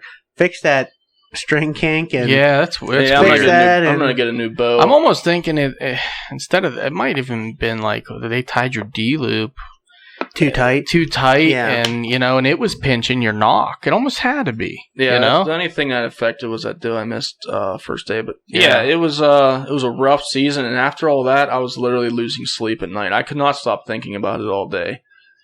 And You know what's weird? We spent all this time and we haven't even gotten to like the best part of the whole season. yeah, I know. We're But getting it was there. We'll get it. We're getting there. We might So- want to fast forward to that. Fast forward, actually, we gotta hit one more thing up real quick. I like it. Our first day out of Ohio, I'm sitting in the octopus stand. They had over yeah. a week to sit. Let me and just I'm- ask you something real quick. Why You do you know call what? it the octopus stand? You didn't It's, really touch on that. You just said the octopus stand Yeah, before. It's eight trees It's coming a out maple. of one Oh, tree. it's a maple. And it's There's literally 8 of them. 8 shoots out of the bottom. and that I comes tucked out. right in the middle of it. And There's it's a tree beautiful. right over there. It's my neighbor's tree. It's literally, I bet it's the octopus stand. I swear, because Yeah. dude, it's a maple It's and literally it 8. has like 10 Literally trunks coming 8. up from it. Yeah, It's they're all crazy. trunks. None of them Yeah. are actually, I know what you're limbs. talking They're about. all trunks coming from the bottom. Joe, I tuck it right actually, in the bottom. by the way, I actually already covered this story on a previous podcast. The Brubby story. The Brubby story, right, Austin? Pretty You sure did. I You did. Yeah, I did. did. Yeah. I mean, not from your perspective, but I did. I'll go through it super quick. So we're up there first day. I'm in my stand. It's getting a little later. I have a doe feeding probably about 60 yards from me. I'm just watching it, whatever. All of a sudden, I hear the most terrible noise you could ever hear in the woods. It was another person screaming. Especially when my dad's friend is hunting 200 yards, 250 yards away from me. Yeah. I hear this, oh, Joe. And it sounded like Joe. Yeah. And it sounded like help. Oh no. I'm like, there's so many things rushing through your head at this point. You're like, I have to get down just in case. You know, like, absolutely. there's some houses in the distance, but I know it came from that way, and it almost had to have been him. But I'm Yeah. not exactly sure where he is at. Right. I know the general area, so I say, screw this doe, obviously. Yeah, absolutely. I rush down my stand. I go about 20 yards out, and I just listen. So I'm like, man, I gotta call him just to make sure what's going on. I don't want to, charge in on his hunt, although it would, have meaning behind it. He probably wouldn't have And, cared. Yeah. I call him, and thankfully he answered his phone, but not so thankfully he was in a panic, Yeah. and he's like, man, my stand broke on me. I'm hanging here. You gotta get something. You gotta get a ladder. You gotta get a climber. I have my climber in my truck, which is like 350 yards away. And I sprinted through the woods, and it's cold out. I Yeah. sprinted, full sprint, all my clothes on, everything. And as I'm getting like closer to the truck, I'm thinking, could I have tore down my ladder and possibly got to him? Maybe not. Probably You not. know, so I get to my truck, and as I'm running across the road, a car's passing, and I yell to the lady, I'm like, hey, call 911. We got a guy fell out of his ladder or his climber. So she calls the cops for me. throw all my headgear in the back of my truck. I grab the climber. I start charging back in. At that point, I'm dead. Like, First of all, I don't know if you when ever it's ran in the cold. Your lungs are on fire. Wow. Yeah, it's miserable, man. I got all my warm clothes on. Yeah. I got, I just breathed in. I full sprinted through the woods 350 yards, and I'm not in the best shape. I'm not fat, but I'm not in shape. And at that point, I'm jogging, stopping. I'm thinking, he only has so much time. Like, he's going to die. And I'm terrified. Like, so many things rushing through my head. And I get to a point where I can't even go anymore. Like, I'm like jogging a teeny bit, walking, and I'm yelling for his name as I got to the base of his hill. I'm yelling for him. I don't hear anything. I'm terrified. I can't say anything. It was a terrible feeling. And finally, he called back to me and he said, I got it. I got it all figured out. What happened was he was standing there and he was in what was he in? Ash? Hickory. Oh, hickory tree. He was in a hickory, but I mean, it was not a shagbark. It Doesn't looked have to like be. a white oak at first glance. But if you look around, there's a few other shagbark hickories in the area. And he was in a hickory. Notoriously in his hard climber, tree. which is a no-no. It is. Yeah. If I can give one piece of advice, people, whether it's go on Google and search the trees in your area and learn about the trees and find what's hard, what's soft. Even if you get on a forum, whether it's Archery Talk or just go on Facebook and ask your friends, find trees that are no-nos and find trees that are good. Like typically, if I think of like a beech tree or something, it's kind of softer. Not typically the best tree, but if you go like a cherry tree, it's kind of loud, but it's a little bit softer wood. You can bite those climbers into them. If you get a hard tree, it doesn't get a good bite, and there's a big chance of your tree stand slipping on it. Yep. And this is exactly what happened with this hickory tree. Yeah. And that's the thing. When you do study, I want to mention study the bark. Absolutely, that's the biggest thing. And go or find somebody. I mean, find somebody that knows their trees and walk through woods. Talk to your local forester. Yeah, that's a good point because we grew up with our dad who was a lumberjack for years. He knew every kind of tree by every look. So we walked through the woods. He would always point out like, that's this tree. You never climb that tree. Here's this tree. These trees are better to climb, and we learn that way. I've never been in a hickory for that purpose. I don't know the difference. I don't know if I have been or not. Yeah, I mean, I know I haven't, and I know he told stories about the time they were out in Illinois, and same thing. Brubby was climbing a hickory, and his chain snapped.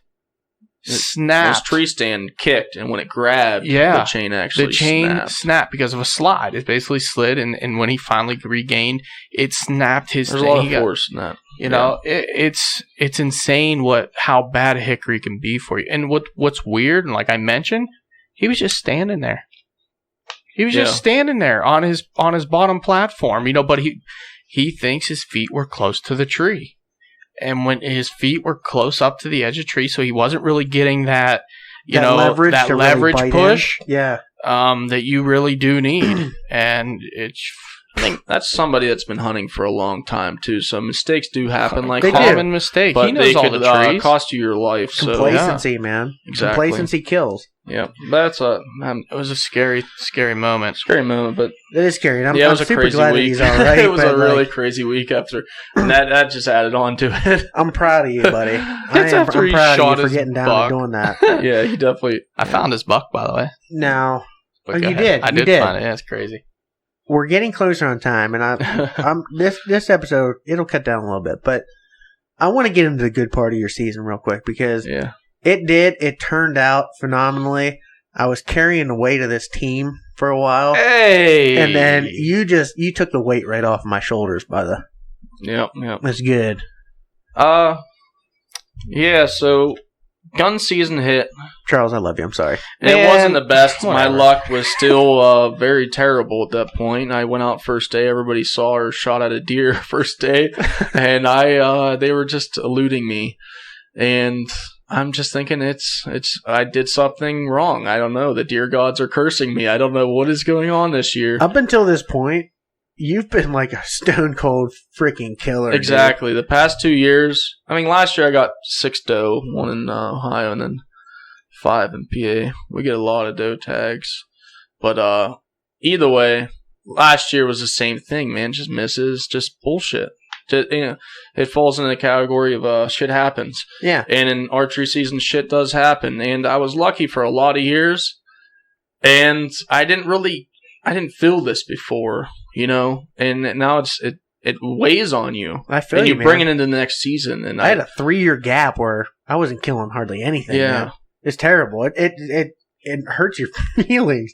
Like, you might be able to get a doe on the ground, but it's like every buck, nothing goes right. Yeah. I know you're feeling. I had 5 years of nothing but luck. And then you blow opportunity. And then the opportunities were getting blown, and it's like, dude, you don't get that many chances at wall hangers, At a good like, bucker, yeah. Seriously. Yeah. Like, how many opportunities do you have? Maybe once a year, week, if you're really lucky, twice. Yeah. So, our gun season hit. First day was terrible. It wasn't terrible. I shot a doe. Yeah, you guys did all right. I didn't see a deer. Yeah, I was happy for you guys. I was in the did not see a deer It was one of those things. club. It was like, not that I was giving up, but it was like, you're just depressed at that point. And I don't even know if I went out the second weekend, honestly, because I was working and everything. No, the second weekend. Yeah, we went out. We convinced you to come up to the camp, right? Well, the second weekend we went out after work. Remember, me and you, we went out to Beaver County. Yeah, technically the first. Well, I guess it wasn't the first weekend because first day was on a Saturday. Doe. So first day of doe. Yeah. So either way, it was the Friday before last day.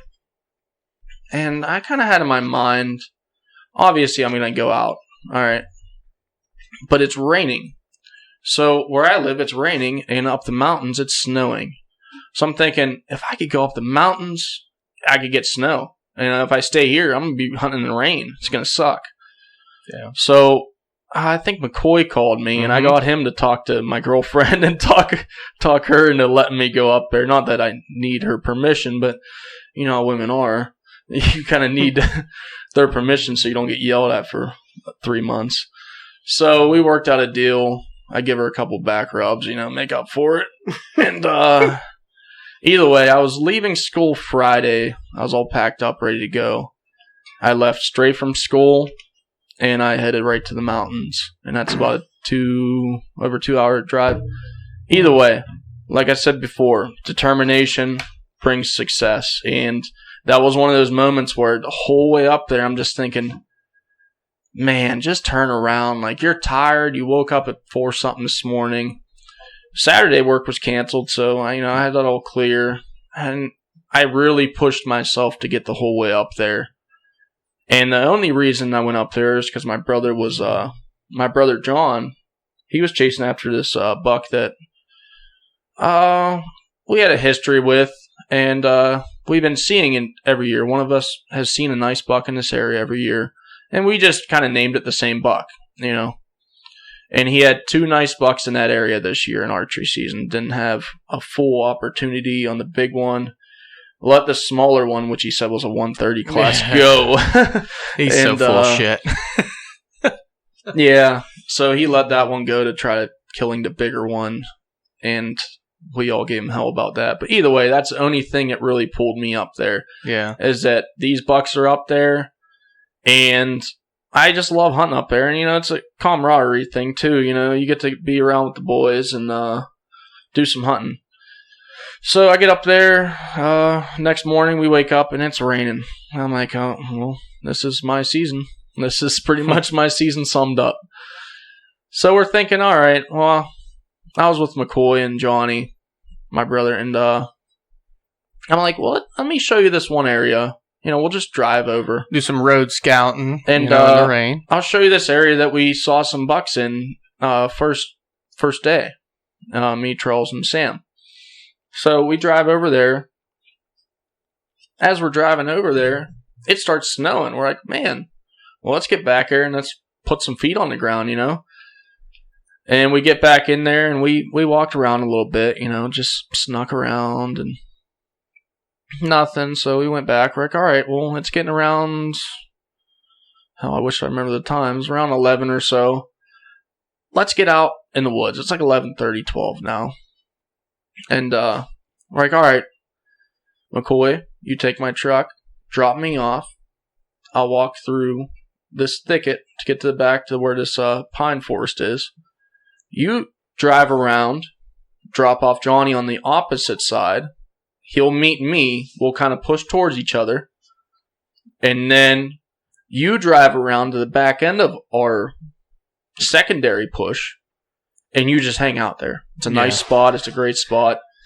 So to kind of paint the picture, this area where John's been hunting, it's a pretty far down in kind of, it's a creek bottom, okay? But it's a creek bottom up the camp where big pine forest woods, big clear-cut slashes, super thick on both tops, and then you have this big just hill that kind of works down both sides and creates a huge bottom. I mean, a big, big bottom. And the bottom's where he's been having all the success, seeing deer.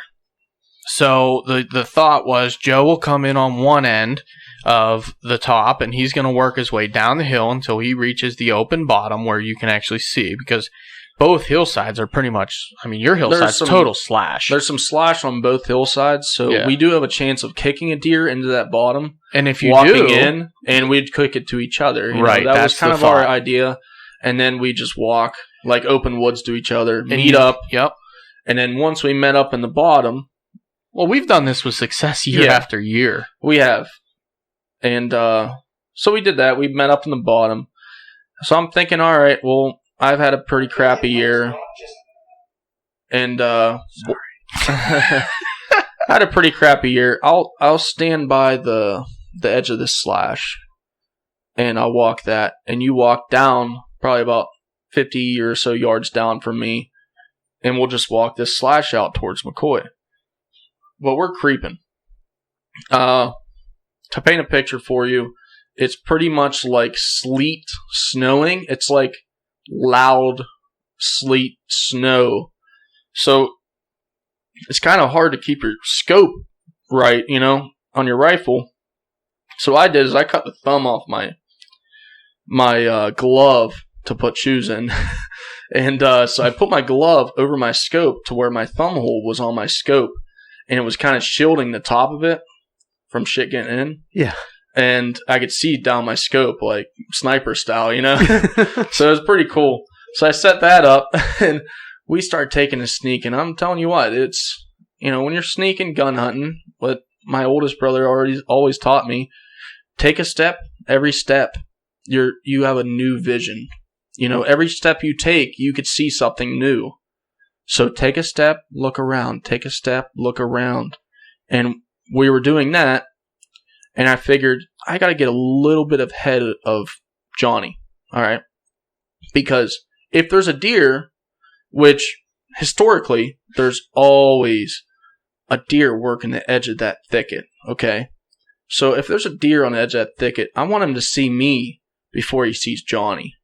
I don't want Johnny to spook a deer ahead of me. I get that. So I stayed a little bit ahead of him, probably about 10 yards ahead of him. So he's just a little bit quarter behind me. And hell, we probably made it about 100 yards down that thicket. And we're creeping. And I look up, and I see this pine tree limb, and it's kind of shaking a little bit. I'm like, man, I know it's snowing, hailing, whatever, sleeting, and it's a little windy, but that's a little outrageous. There's something going on over there.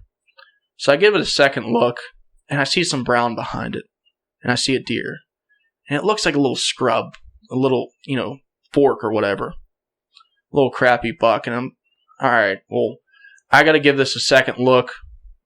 I'll have to stop Johnny first so he doesn't scare this deer. So I look over at him, wait for him to look at me.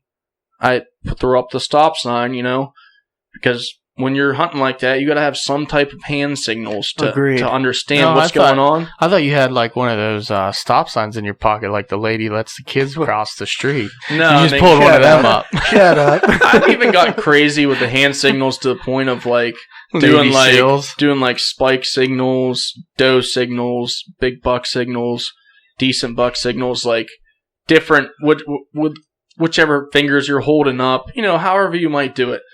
So I stopped him and I start looking and I pull up my scope. My scope got that little bit of like a foggy, kind of rainy, hazy. Yeah. Yes, exactly. Like a thumb hole kind of haze, or no? The thumb hole was decent, but it was a nasty, nasty day. And not only was it snowing and hailing and sleeting, it was also coming down from the pine limbs. Like whatever it was dripping and shit. Yeah. And either way, I can't really see anything. I can't make anything out with my scope. I obviously see the deer. I just can't make out the antlers. So I pulled out my scope and I'm looking at him. He's probably around, I'd say 60 to 80 yards. It's hard to tell. You're on the ground. You're going through thicket. It's hard to tell how far away he is. But every time he picks up and lowers his head, I see like this frame of some sort. Like he almost has just like he's a very wide spike, that's all I see as the main beams. I get that. I'm like, oh man, it's starting to register in my head, like, is this, the big boy, is this Mr. Big that we are up here for? And that's flying around my brain, and I'm pulling up my scope, and then finally I pull up my scope one last time, and at that point, I already made out in my head that this is him. I'm thinking that. And as I pull up my scope, I see the main frame. I'm like, he's definitely legal. It's 3 on one side up there. This deer cannot be illegal. He's definitely legal. And he's a nice buck. And I don't know. I'm not going to count points at this point. This is what I'm getting at. And he's through a little bit of stuff, but I got a 308. So I'm like, all right, I'm going to pop off a shot. So any chance I have. He's kind of working towards me a little bit. Full send. And I don't want him to see me. So I pop off a shot. He did a little hunchback kind of thing. And then he takes off. I'm like, are you kidding me? Like, I've hit probably 2 deer in my life with a 308 that made it more than a bound or a step. He starts taking off. And he's kind of curling around behind me to my side. And I'm like, are you kidding me right now? And I hear a crash. And I'm like, I don't know what to think right now. Is this deer alive? Is it dead? What is going on? So I look at Johnny and I threw up the big buck signal. And I start waving at him. He's sprinting up to me. He had some history with this deer. Oh, yeah. Or with what he thought would be this deer. I've heard some stories. And he's sprinting up the hill, full speed. So I'm sprinting towards where I made the initial shot. We meet up. I'm looking around. I'm at all this excitement, but you're shooting through the side of a thicket. You get confused on where the deer was actually standing or how far away it was. And we're looking all over the place. I'm like, what's going on? Like, all right, here's what we're going to do. He curled around this way. We're going to separate. You take a right. I'll take a left. And eventually we'll hit some fresh tracks. It's snowing as we speak. And we'll try tying some blood to it. So we start doing that. Of course, Johnny didn't listen to me. He starts following me. And he's yelling at me. He's like, man, you should have stayed where you're standing. Blah, blah, blah, So I'm like, all right. I'm feeling so bad about myself. And it's like a nightmare replaying in my head that I just screwed up on the 3rd buck this year. I hear Johnny yelling at you in my head right now. Like, it's horrifying. And so now I'm thinking, I'll go back to the shot site. I'll try reimagining where he was standing, and then I'll go over to that area and try finding it. So I went back down to where I thought I shot him from. And I'm looking all around for my foot tracks and for, the shell casing. And all of a sudden I hear this loud yell. Johnny's just going ape shit. He's, let's go! He's screaming, woo! He's going off. And my heart went from the lowest of lows to the highest of highs. And I'm like, I paused and I was in shock for a second. And I start like sprinting up to him, and I stop. I'm like, "Is it him? Is it him?" He's like, "It's Mr. Big. He's down. Let's go." He's going nuts, dude. So I literally, I sprinted up to him, full speed, and I get up to him, and the deer's laying there, and he's greeting, like Johnny's greeting me at this point. I can't even look at the deer because he wants to give fist bumps and chest bumps and high fives, and we're high fiving, chest bumping. I'm trying to look at this deer, and he's going bananas right now. Johnny's an intense dude. So- He hasn't been on this podcast. He will eventually make an appearance. I but try to get him on tonight, but he's in a bowling league. Apparently, that's a thing. So he's a crazy dude. he's a 30-year-old man that still bowls. I don't know. Choking on my words over here. So we're literally fist bumping, high fiving. We grab the deer finally, and he's just a complete mountain monster, you know. It's a tank. Man. And I turn back to him. boy. We're fist bumping, chest bumping, high fiving, going ape shit, screaming. We're screaming like animals. I love it. We went into the woods for one reason, and we fulfilled Hell yeah, that goal that we went into the woods for. So at that point, we don't care about anything. We don't care if we scare away every deer in the woods, you know. It's the last day of gun, and we're just going banana sandwich. So finally, I get my hands around this deer, and it's just, you just slow down, and you kind of get caught in a moment of, wow, like, after all this year has been, it finally... Persistence paid off. Exactly. Like I said, determination finally paid off, and it finally turned into something amazing. And I don't know. I don't know how to explain it. I want to bring the deer gods into it, but I don't know. And I did help out a lot this year with McCoy and stuff like that. Don't curse the DGs, brother. No, I'm not saying that. I'm just saying, like, I was like, man, what did I do wrong this year? Because I've been, like, helping out with track jobs. I've been doing everything I possibly could to help people out, and everything's going wrong for me. And finally, it all just dwindled down to this perfect moment. And that was a solid high five. Not bad. Look at the elbow. But yeah, it was just a magical moment. And like I said before, man, you are the fucking. Sorry about that one. You are the man that day, and that was a magical moment and something I got to share with, you know, my brothers and especially Johnny. He's pulled out 4 of my wall hangers with me, you know. I get it. He's been there for almost all of them.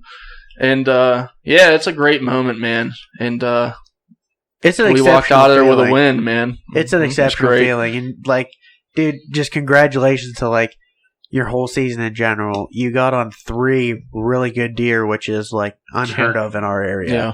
Being able to get on that many deer and getting a shot at all of them, that's crazy. And be able to finish off on such a good buck, I mean, I'm sure it'll be the album art for this episode, but it's really a great buck, and congratulations. Yeah, man. I mean, and in rifle season at that's a hard time. The last day of gun season, everything's the especially most up the mountains. pressured deer in the world. We're talking public land, Michigan big woods. ain't got shit on us.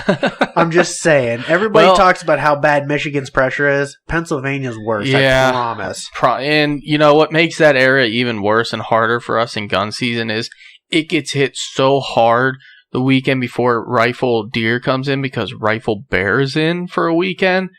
You've never seen people like you see the armies up there in bear season go through them woods. And those big woods, They destroy those woods. they push everything out. They don't leave an inch of those woods untouched.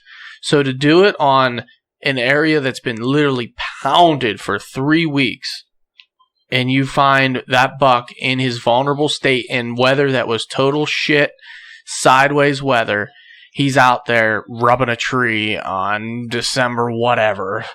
Yeah. Like, Probably December, 10th?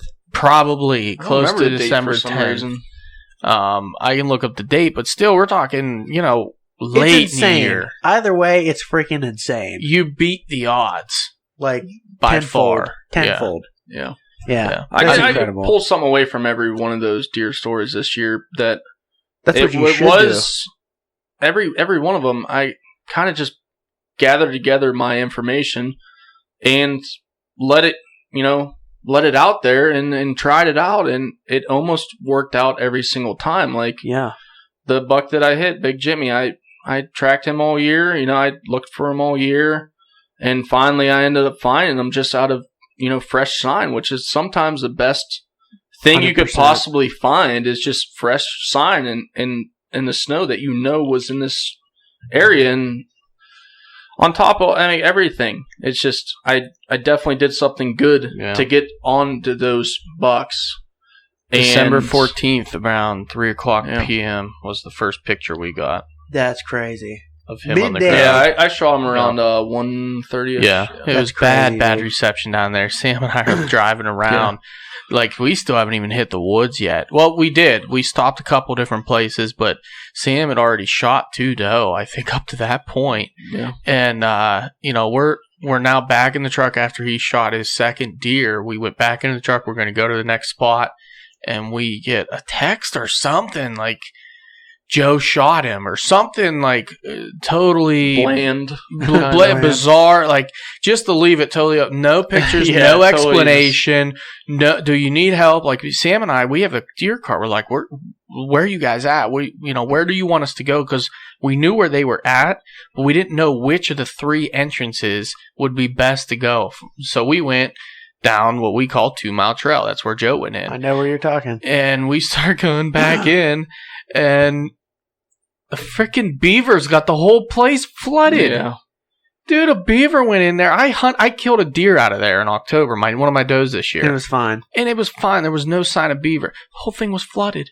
And next thing you know, we hear like sloshing and all kinds of stuff. And I look up, and here comes Joe and John, like a bunch of hoo-haws, just barreling down the trail through like a foot of beaver water.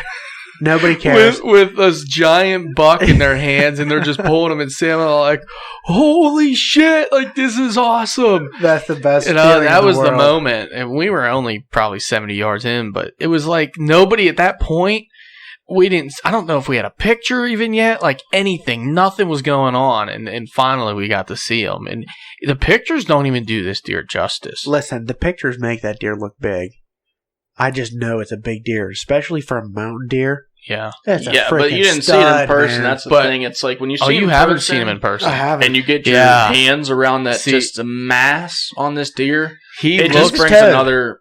He looks big. He doesn't look as heavy in the pictures. He looks big. You can tell he's a big buck. Yeah. What actually probably shows it the best is the somewhat hero pose my mom took with Joe. Yeah.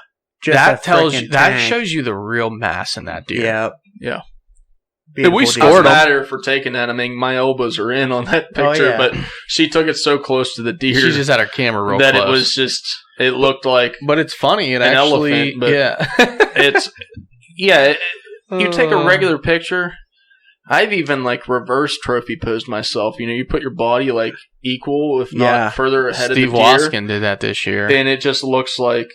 He made his buck look small because he was almost hovered like over it. He had his short. He had I made my 130 class Ohio buck look like a little dwarf. The one year I sent it to people, and I had the deer's antlers like a little bit like equal, if not a little further behind my body. And they're like, "Oh, cool, nice deer." And I sent them the next picture, like, "Oh man, okay, like there it is." Not that it matters, but what did that deer score? He was 138. Yeah, that's a beautiful buck. Charles scored him. I think is 9 point. I think he messed it up a little bit. But if you want, I will score your deer. That is, I will guarantee you get the same. I think it was a very good scoring. We did it professional. If not within a couple, an inch or two. We're within an inch. Did you use a cable? I did. Okay, but not like your cable. I used it was like an old phone charger cable. But I like those though because they got that little rubber. Well, and they have that little rubber you can pinch in real tight on them, and they don't move. Yeah. But at the same sense, they don't stretch. I got you. So they're nice. I like it. Yeah. I mean, I don't know. Yeah, I'd like to get some beers together and score all my deer We're one of these days. That'd be pretty cool. You know what? Let's do that sometime. Yeah. But we're supposed to score all the deer officially here coming up pretty soon for our buck cancer competition. Grand finale. The grand finale. It's gonna be fun. We'll get together and do it. I'm really excited for this weekend. Yeah, this weekend's gonna be fun, Great American man. Outdoor Show. It's the final weekend of it. We went last year. It was a blast. I'm excited to go with you guys and have a weekend off and just I'm pumped up, man. hang out and see some new products and stuff. Meet some people that we haven't seen for a long time. Meet some people that we've Meet some never new met. people. Yeah. Like the boys from Red River Pursuit. So excited to meet them. Yeah. Oh, they gonna be down there? They're going yeah. to be down there. Garrett Benner, the modern assassin. We're going to meet up with He's him. gonna be down there. Matt He's a great Garris dude. from Matt Out on Garris. the Limb. Can't wait to meet him. I'm It's kind going of to be upset fun. that what's his name isn't at Wicked Tree Gear anymore.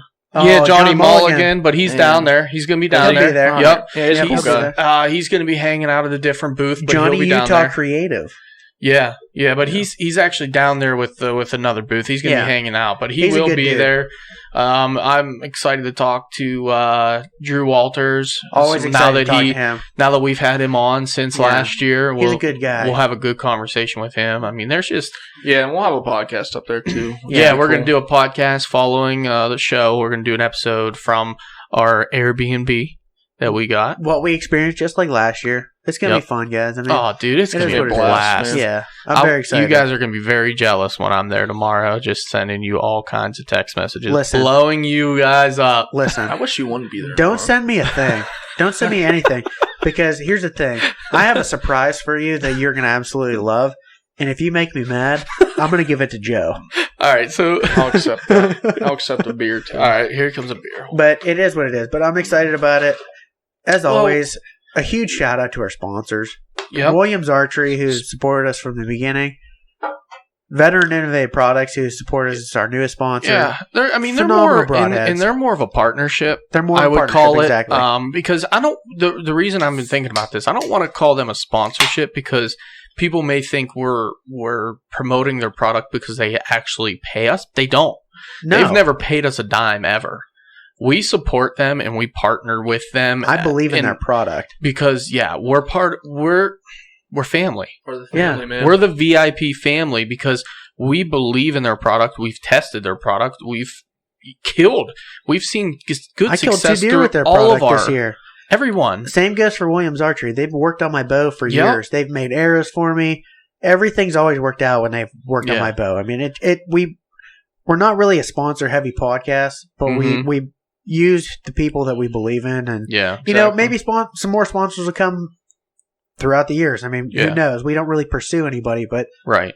it is what it is. It's what we believe in. Yeah. You know, Yeah, I just wanted to clear that up for someone that would maybe come into this podcast agree. and just listen to us for the first time. They don't know our backstory totally. because we've had Matt on, twice on the episodes already. Great guy. He is. Great guy. great I mean, there episodes, too. is no better person out there than Matt Futere, Yeah, besides maybe Cindy. yeah. Cindy's I awesome. mean, and what he makes too, like that new broadhead, Yeah. it looks. Oh It's my phenomenal. goodness! I can put an order in for you if you want, pre-order. Yeah. I already- I'm gonna try a different broadhead this year. But Yeah, the combat veteran man.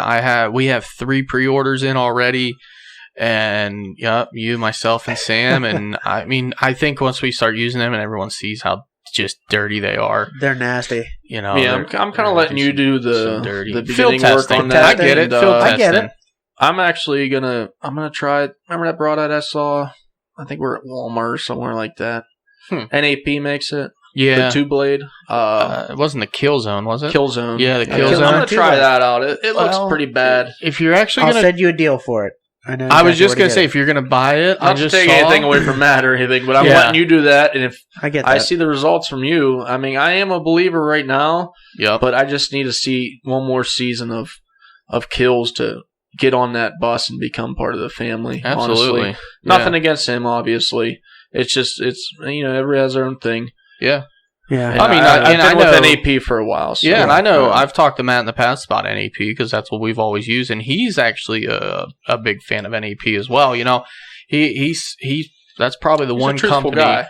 that He'll he tell says, you what's yeah. good, what's He was bad, all about and it. not because Yeah. he's competing. It's because he believes in them. Exactly. That's how it He should wants be. to help. That's exactly You know? how it should be. But if you, I'll talk to you after this because I saw someone selling like 4 or 5 of those dirt Yeah. cheap. Yeah, I feel you. I know what you're talking about. So But moving on. other than that, if you guys would do us a huge favor and head over to iTunes, give us a 5-star review, it'd be greatly appreciated. You can always find us on Instagram, Facebook, YouTube. Go wild. Twitter. All We're those on fun Twitter, places. but we don't tweet. Right. You can find our podcast anywhere podcasts are found. iTunes, Podbean, iHeartRadio. We're an Alexa skill. If you say, hey, Alexa, play the Whitetail Distraction podcast, guess what happens? She plays the Whitetail Distraction podcast. It's so much fun.